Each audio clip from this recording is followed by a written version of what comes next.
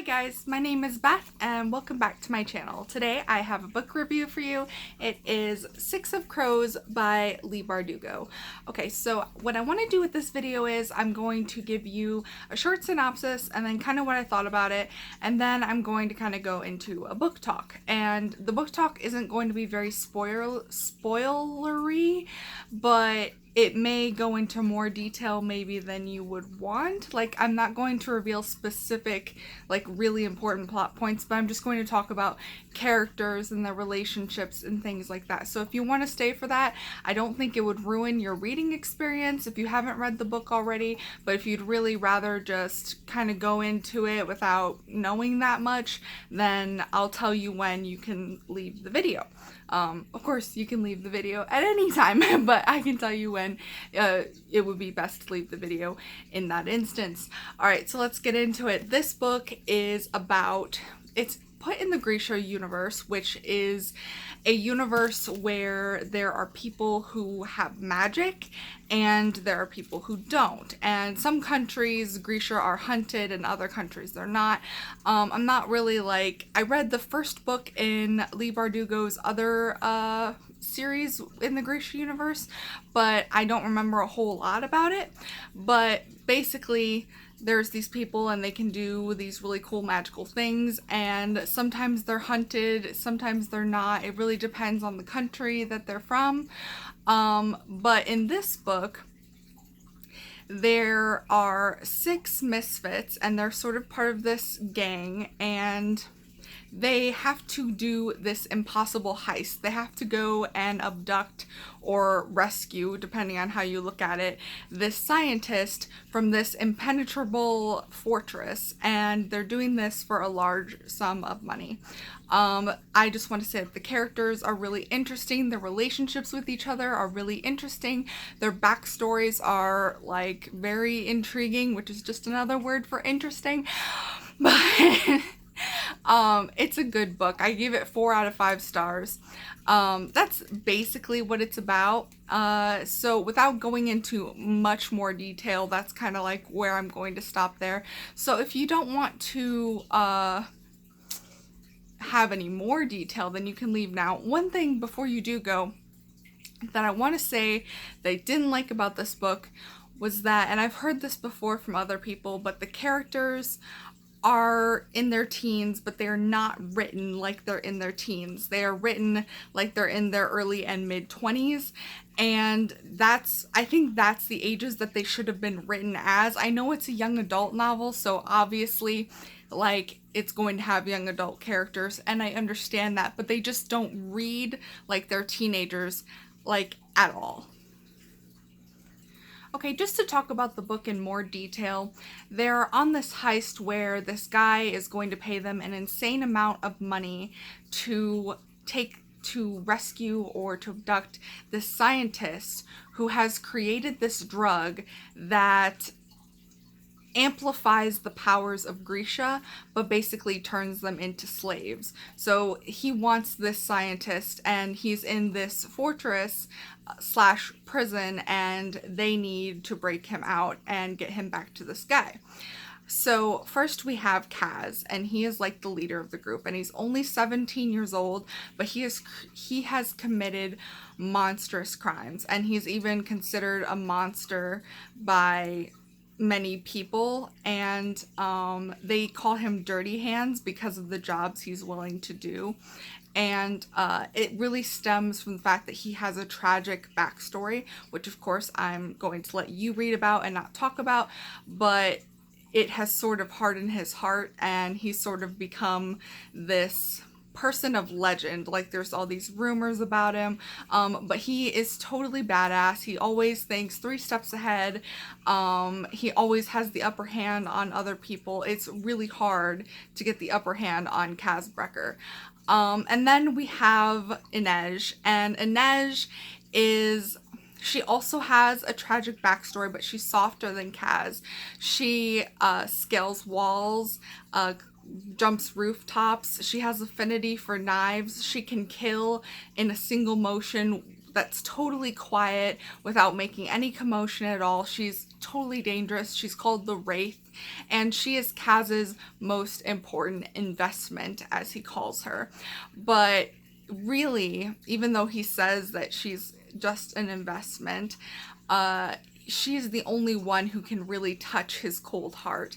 And they kind of have a romantic air about them, but he's just so hard that he can't, that's a weird way to put that, but his heart is so hard and he's so guarded that he can't really let her in. And she's kind of come to terms with that in a way, or at least throughout the book she's coming to terms with the fact that even though there could be something between them, he can't let her in. And then we have Jesper, and Jesper has a bit of a gambling problem, and he has an affinity for guns, and he always has to be a part of some action. But also he has a secret, and you're going to flip when you learn this secret. He has a secret that we learn in the heart of the book, that really kind of turns the story on its head. And once you learn this, you're going to think of him in a totally different way. But Jesper kind of has a flirty relationship or friendship with Wylan, who I'll get to in a minute. But then we have Nina and Matthias, and they have a very complicated history because Nina is a Grisha. Like I said, they have powers, and what she can do is she can manipulate the human body, so she can raise heartbeats, lower heartbeats, she can close off your airway, she can heal. But she was trained to be a soldier, so she wasn't trained to be a healer, but she can heal to the best of her training and ability. But then we have Matthias, who was once part of an army who hunted Grisha and killed them. So they have a complicated relationship, but in their history, they got thrown together, and I'm not going to go into that, but their tension is really interesting to read about. And throughout the whole story, Matthias is struggling with where his loyalties lie.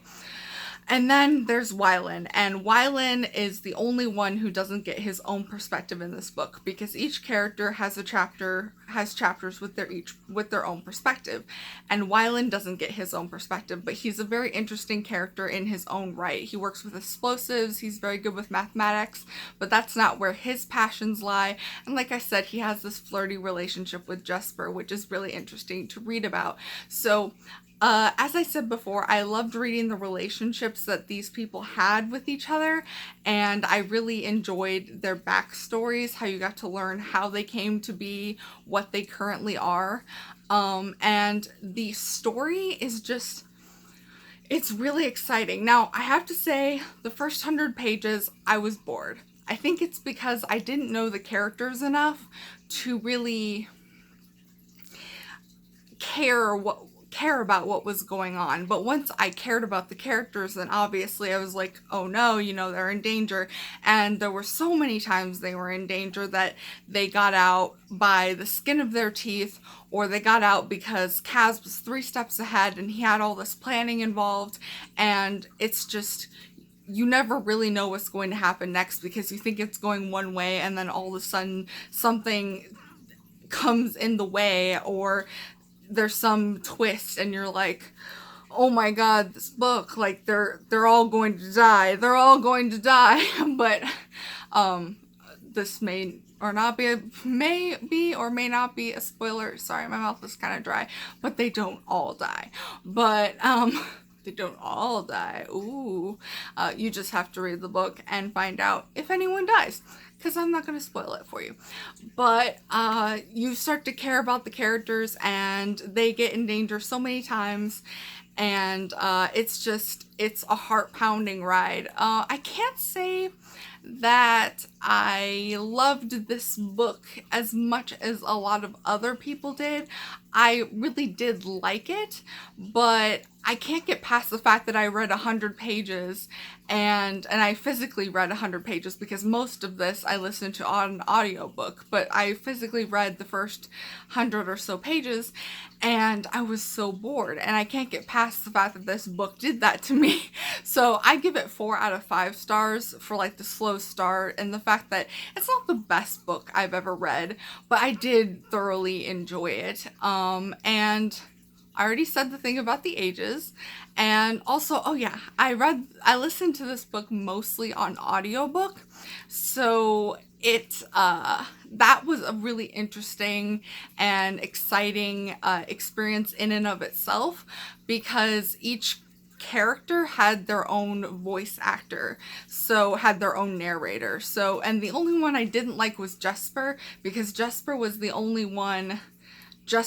narrator was the only one that didn't do the voices differently. Like, he didn't make the voices different enough so I could tell who was talking, whereas the other narrators were wonderful and I could always tell who was talking, and it was awesome. But anyway, that's just the audiobook. So yeah, that is my review of Six of Crows by Leigh Bardugo.